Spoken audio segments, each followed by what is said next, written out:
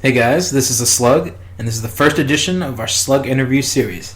With us today is a quarterback of the San Diego Chargers, former North Carolina State Wolfpack, and five-time Pro Bowler, Philip Rivers. Well, hi, how you doing there, Slug, I believe it is? Yes, that's correct, Slug. I'm the Slug of our league. What what does that entail, being a Slug? Well, Philip, you see, the Slug, I encompass and figure out stats for the league.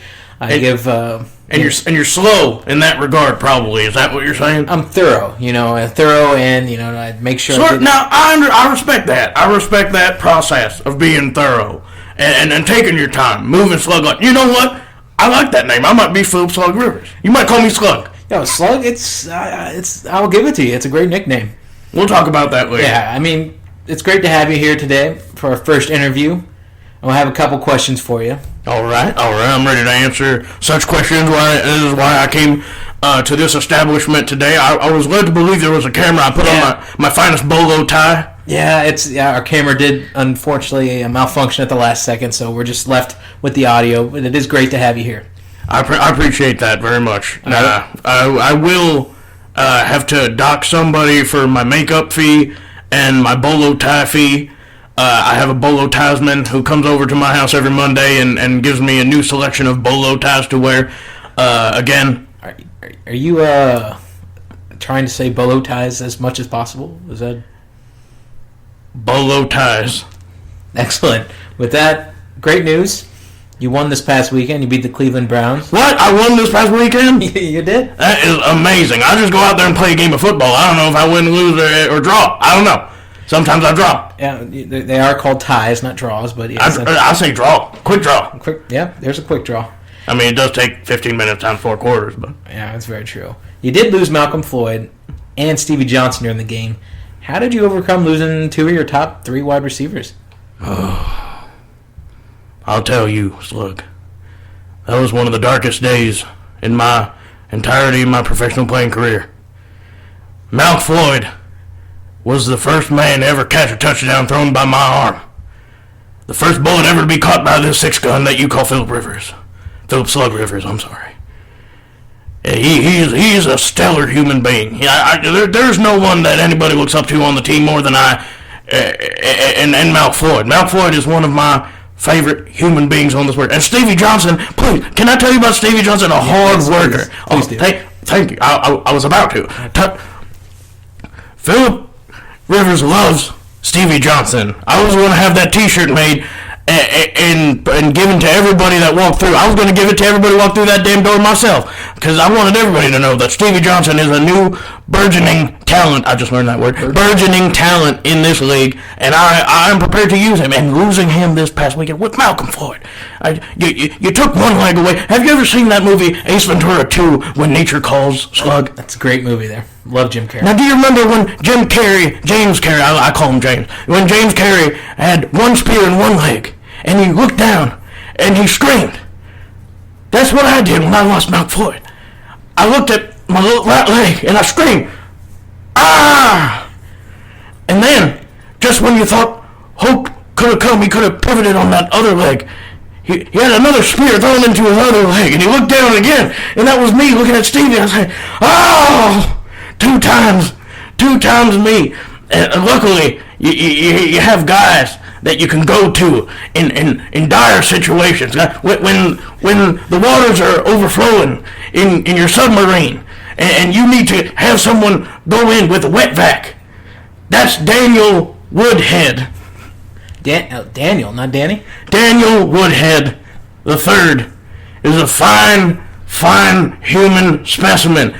If I was to go into a foxhole and have to fire my way out, trying to kill Nazi doctors and space marines, if I had to go kill my way through a bunker and I needed only one man at my back, I would have it be Daniel J. Woodhead III, Esquire. Esquire. And space marines, you said, and Nazis. Now listen, Daniel Woodhead and my favorite player, come up. He looks as old as me. He looks as old as me. His name is Keenan Allen. I'm a big fan of Keenan Allen. We can tell. I mean, one of the greatest rookies to ever come into this league in the past 2 years. Yeah, I mean, you did keep peppering him with balls there in that game. I will salt and pepper him with balls if I have to. I will give him the salt and the pepper and say, hey, make me a nice steak dinner. Because that is what Keenan Allen can do. He can make a steak dinner out of simple ingredients like salt and pepper. He seems like a valuable asset for all fantasy teams. And in the kitchen. And in the kitchen. That's great. I said it with the steak. Another asset that you're going to be getting back this week is Antonio Gates. Oh.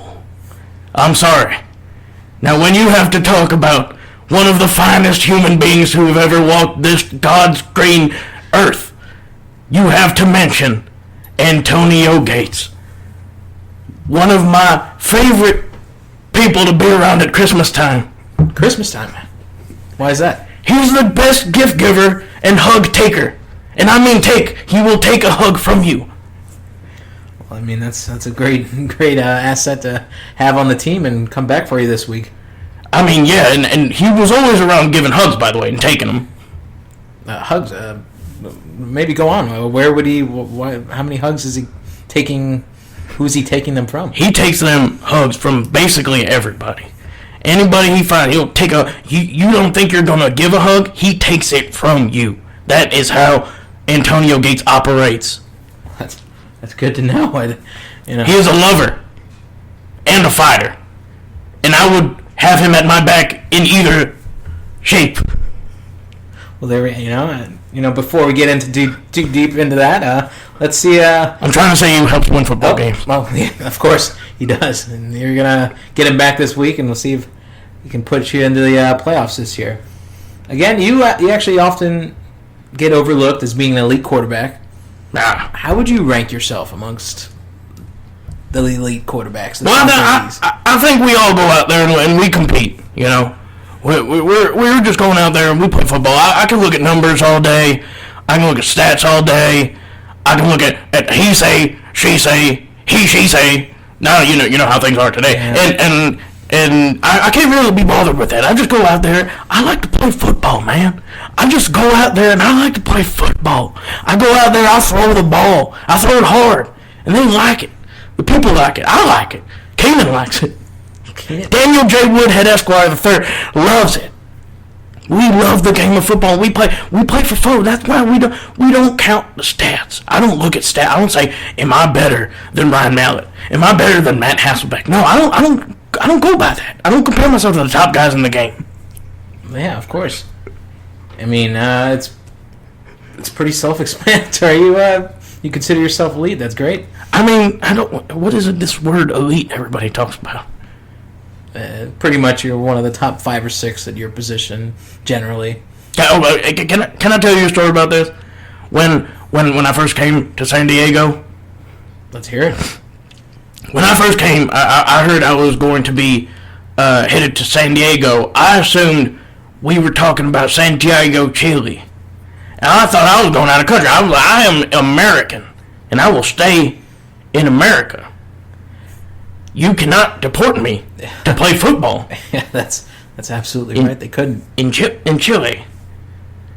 Have you ever played football in Chile? So you were aware of the Chile Santiago, but not the California San Diego. Again, California sounded a little Mexican to me, and I thought it was a border of Mexico. I mean, yeah, maybe we could give you a map after the show and check. No, I know where it is now. I've been there. God dang, how many darn years now? I've been there. I know where San Diego is now. I could probably get there. Also, I mean, it's been great getting to know all these nicknames. I feel like you're cutting me off a little bit on that last question. I mean, we're getting great information here. It's pretty much the all-encompassing interview. Okay, are we going to talk about my love for the movie Ghost? Because I thought we were here about movies. You started asking me football questions. No, actually, but if you want to actually, I just wanted to talk about the scene where Whoopi Goldberg makes love. Did you say Whoopi? Whoopi Goldberg, the colored lady. Yeah, that's it. Yeah. Yeah, the one with the funny hair and the jokes and the view, and she was making love to Demi Moore, And Demi Moore saw Patrick Swayze in Whoopi Goldberg. But really, there was no penis there. There was maybe a semblance of a ghost penis. But how could she have felt all the sexual energy of her old lover while having sex with Whoopi Goldberg that whole time? Have you ever seen that movie, Slug? Yeah, you never thought about it like that. That's a great point by you. I'm saying, in what way does Whoopi Goldberg's vagina feel like Patrick Swayze's penis? In what way could that be confused? That's a question I've always two different shapes. You are right about that one. One's an innie, one's an outie. Obviously, that's a given. Different colors, probably. You never know. So, but yeah, that's that's what I've been on my mind on the way over here. That's what I'm glad the audience needed to know. So I'm glad we were able to. That's all. I didn't mean to interrupt your trying to exit this interview early or anything like that. Okay, I mean that does it. That's I think we're done with the inaugural Slug interview series. I want to thank Philip Rivers here. Okay, thank you for having me. And good luck this Monday night against the Steelers. Oh, we don't need luck. You know what we do. We go out there and we compete. So I don't need it. I'd refuse your luck. Well, I'd give it to you right now. No, my luck is free. You take it back. I do not want it. Well, I'm going to leave it with you before you leave. So no, I would love if you did not. Yeah, well, let's just. I do not need luck. I rely on skill and Danny Woodhead. Yep, I'm sure Daniel would love to have some luck. So here you go. No, I'm upset with you doing this to me. I cannot remove it, for it is an anti-material thing, and I am unable to touch it. Well, well, you're gonna feel it because you're gonna get my luck. So good luck. Have fun. Beating the Steelers Monday night. Thank you very much, Slug. And again, bolo ties. Bolo ties.